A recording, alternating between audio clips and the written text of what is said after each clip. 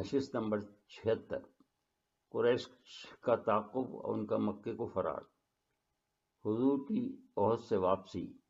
آپ صلی اللہ علیہ وآلہ وسلم جب واپس تشریف لے آئے تو اس موقع پر خواتین نے مختلف رد عمل کا اظہار کیا۔ اس کے بعد حضور زنان خانے میں تشریف لے گئے اور سب سے پہلے حسب عادت حضرت فاطمہ الزہرا سے ملاقات ہوئی، مگر انہوں نے اس موقع پر بہت ہی بڑے صبر کا مظاہرہ کیا اور حضور کو زخمی حالت میں دیکھ کر بھی گریہ نہیں کیا۔ لہذا حضور صلی اللہ علیہ وآلہ وسلم نے ان کی اس جرأت کو سراہتے ہوئے اپنی خون آلودہ تلوار انہیں عطا فرمائی اور فرمایا کہ لو بیٹی، اس کا خون دھو ڈالو۔ یہ جنگ کے موقع پر بڑی سچی ثابت ہوئی۔ اس کے بعد حضرت علی نے اپنی تلوار بھی ان کو دیتے ہوئے فرمایا کہ اس کو بھی دھو ڈالو، یہ بھی بہت سچی نکلی۔ اس پر حضور نے لقمہ دیا کہ تمہارے ساتھ ساتھ سہیل بن حنیف اور ابو دجانہ بھی ثابت قدم رہے۔ واضح ہے کہ ان دونوں نے بھی حضرت علی کے شانہ بشانہ نہ صرف لڑائی میں حصہ لیا، بلکہ جب حضور کو کفار نے چاروں طرف سے گھیرا ہوا تھا، وہ چاہتے تھے کہ شمع اسلام کو ہمیشہ کے لیے بجھا دیں، تو اس وقت بھی سینہ سپر ہونے والوں میں یہ دونوں بھی شامل تھے۔ ابن ہشام رحمہ اللہ تعالیٰ نے لکھا ہے کہ جنگ کے موقع پر ہی کسی نے یہ نعرہ بھی لگایا تھا کہ حضرت علی کرم اللہ وجہ کو لڑتے ہوئے دیکھ کر لا سیف الا ذوالفقار لا فتح الا علی، یعنی کوئی ذوالفقار جیسی نہ تلوار ہے نہ کوئی علی جیسا نوجوان ہے، مگر ابن ہشام رحمۃ اللہ علیہ نے لکھا ہے کہ ذوالفقار حضور کی ایک تلوار کا نام تھا، اور اس پر مزید اضافہ کرتے ہوئے یہ بھی تحریر کیا ہے کہ حضور نے یہ بھی فرمایا تھا کہ علی رضی اللہ تعالی عنہ اور اس جیسی تلوار کو جو حد تک مشرک نقصان نہیں پہنچا سکتے جب تک کہ اللہ تعالیٰ ان کو ہم پر فتح ہی نہ دے دے۔ ابن اسحاق رحمۃ اللہ علیہ کے مطابق غزوہ احد 15 شوال سن 3 ہجری کو وقوع پذیر ہوا۔ وہ آگے تحریر کرتے ہیں کہ ابھی لوگ اچھی طرح سستا ہے بھی نہیں تھے کہ دوسرے دن یعنی اتوار کو حضور نے اعلان کرا دیا کہ جو لوگ کل ہمارے ساتھ جنگ میں شریک تھے صرف وہی آج پھر روانہ ہونے کے لیے تیار ہو جائیں کہ ہم کفار کے تعاقب میں جا رہے ہیں۔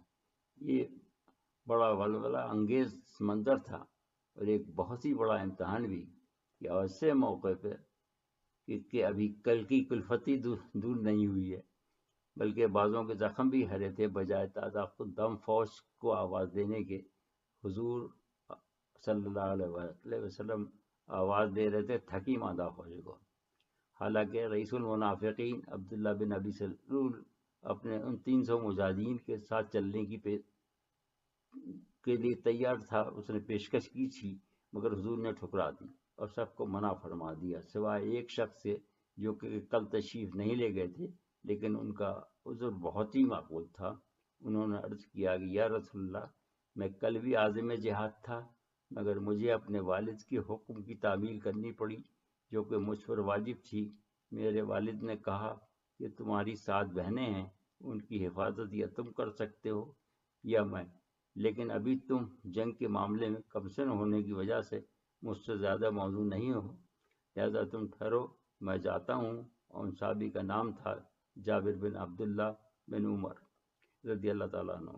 اس وقت خدشہ تھا کہ کل کی صورتحال کو محسوس کرتے ہوئے کہیں دشمن پلٹ کر حملہ نہ کر دے، لہذا اس وقت ذرا سی سستی یا تساہلی موت کو دعوت دینے کے مترادف تھی، کیونکہ دشمن بیٹھے رہنے کو کمزوری پر محمول کرتا تھا، اور صحابہ کرام نے اس کو جس جواں مردی سے قبول کیا، تاریخ عالم میں اس کی مثال نہیں ملتی۔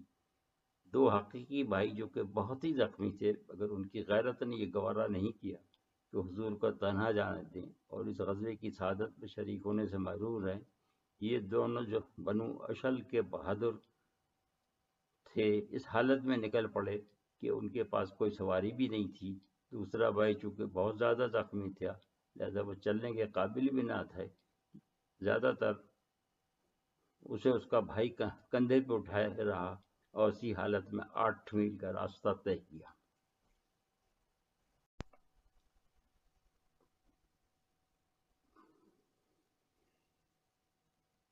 قدر تاخیر سے پہنچے مگر پہنچے صحیح، مگر حمر الاسد تک پہنچ گئے جہاں جا کر حضور کا قیام فرما ہوئے تھے۔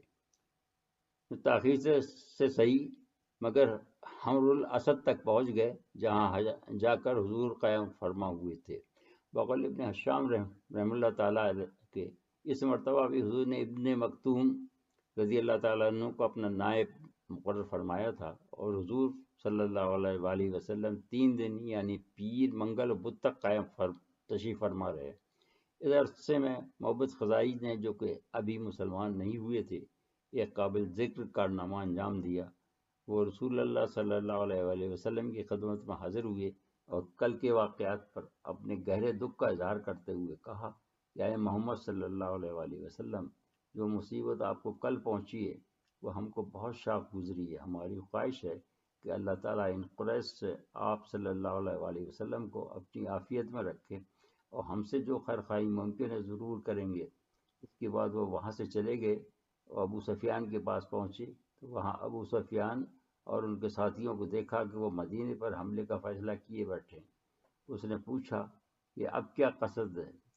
تو ابو سفیان نے کہا کہ میں نے یہ فیصلہ کر لیا ہے کہ ہم اہل مدینہ کی پوری سرکوبی کر کے ہی جائیں گے، اس لیے کہ اس سے اچھا موقع پھر ہم کو شاید نہ ملے۔ اس وقت ہم ان کے سرداروں کو قتل کر چکے ہیں، زیادہ تر لوگ زخمی ہیں، لہذا یہ معاملہ اب ہم ہمیشہ کے لیے ختم کر کے واپس لوٹیں گے۔ اس نے کہا کہ اس راوی میں مت رہنا، وہ تو تم سے چند قدم کے فاصلے پر ہیں۔ ان کے تیور بتا رہے ہیں کہ آج وہ تم کو ختم کر کے چھوڑیں گے، وہ کل کا بدلہ آج لے کر رہیں گے۔ میری رائے مانو تو واپس چلے جاؤ اس سے پہلے کہ وہ تم کو آ لے۔ اور اس نے چند اشعار بھی سنائے جن کا مفہوم یہ ہے کہ اب واج کے شور و غل سے قریب تھا کہ میری اونٹنی گر پڑے، اور وہ لوگ شیروں کی طرح آگے بڑھ رہے ہیں، غیر مسلح نہیں ہیں بلکہ پوری طرح مسلح ہیں۔ اس پر ابو سفیان نے کہا کہ تیرا برا ہو، کیا کہتا ہے؟ اور نے جواب دیا کہ خدا کی قسم، مجھے امید نہیں کہ تم ان سواروں کی پیشانیاں دیکھے بغیر یہاں سے کوچ کر سکو۔ لہذا وہ لوگ پھر سے مشاورت کرنے لگے۔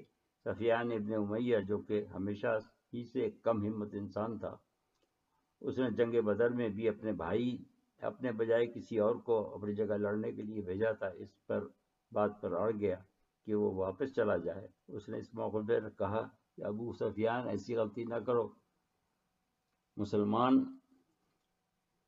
سخت غضبناک ہو چکے ہیں، مجھے ڈر ہے کہ اب جنگ ویسی نہیں ہوگی جیسے پہلے ہو چکی، بس واپس چلو۔ اسی دوران ایک قافلہ ابو قبیس کی قیادت میں ادھر سے گزر رہا تھا۔ اس کو ابو سفیان نے پیغام دے کر بھیجا کہ آگے تمہیں محمد صلی اللہ علیہ وسلم ملیں گے، تم انہیں ہمارا یہ پیغام پہنچا دینا کہ ہم نے فیصلہ کر لیا ہے کہ ہم تمہاری بیخ کنی کر کے جائیں گے۔ وہ قافلہ حضور صلی اللہ علیہ وآلہ وسلم ملا اور اس کا پیغام پہنچایا۔ حضور نے سن کر جواب میں فرمایا کہ ہمارے لیے اللہ کافی ہے اور وہی ہمارا نگہبان ہے۔ چنانچہ قریش اسی دوران مکہ کی طرف فرار ہو گئے۔ جب حضور کو یہ اطلاع ملی تو فرمایا کہ قسم ہے اس ذات پاک کی جس کے قبضے میں قدرت میں میری جان ہے، عذاب الہی کے طور پر ان پتھروں پر نشان بن گئے تھے، اگر صبح کے وقت ان سے واسطہ پڑتا تو ان کا نام و نشان گزری ہوئی کل کی طرح مٹ جاتا۔ اس کے بعد حضور نے پھر مدینے کی طرف مراجعت فرمائی۔ اس جنگ میں بھی حزب سابق ابو عزہ گرفتار ہو کر آیا، اس کا معاملہ ابھی تک زیر فیصلہ تھا، کیونکہ گزشتہ جنگ میں حضور نے اس شرط پر سے معاف کیا تھا کہ وہ دوبارہ مسلمانوں کے خلاف تلوار نہیں اٹھائے گا، مگر اس مرتبہ وہ پھر ان لوگوں کے بہکاوے میں آ گیا۔ لہذا حزب سابق دہائی دی کہ میں عیالدار ہوں، مجھے ایک مرتبہ پھر معاف فرما دیجیے۔ اس کے راضی حضرت ابو عبیدہ رضی اللہ تعالیٰ عنہ ہیں۔ حضور نے فرمایا کہ اب تو مکہ جا کر یہ فخریہ نہیں کہہ سکے گا کہ میں نے محمد صلی اللہ علیہ وآلہ وسلم کو 2 مرتبہ دھوکہ دیا، اور یہ حدیث ارشاد فرمائی کہ مومن ایک سوراخ سے 2 دفعے نہیں ڈسا جاتا۔ عاصم بن ثابت، اس کی گردن تلوار سے اڑا دو۔ آگے ابن اسحاق رحمہ اللہ تعالیٰ رقم راز ہیں کہ یہ جنگ بہت بڑی آزمائش تھی جس میں اللہ تعالیٰ نے اس کے ذریعے سے مسلمانوں کی پوری آزمائش کر لی. جن کو شہادت سے نوازنا تھا ان کو شہادت سے نواز دیا، جو اپنے قلوب میں کفر چھپائے ہوئے پھرتے تھے وہ ظاہر ہو گئے، اور اس کے علاوہ منافقوں کے ناموں سے بھی حضور کو مطلع کر دیا گیا، مگر انہوں نے کبھی کسی پر ظاہر نہیں فرمائے. بعض محدثین لکھتے ہیں کہ ابن عباس کو بتا دیے تھے، بعض کہتے ہیں کہ حضرت حذیفہ کو بتا دیے تھے اور وہ ان کے نماز جنازہ نہیں پڑھتے تھے، واللہ عالم. لیکن امت کو ہمیشہ کے لیے رسول کی نافرمانی کی نتائج سے بھی مطلع کر دیا گیا.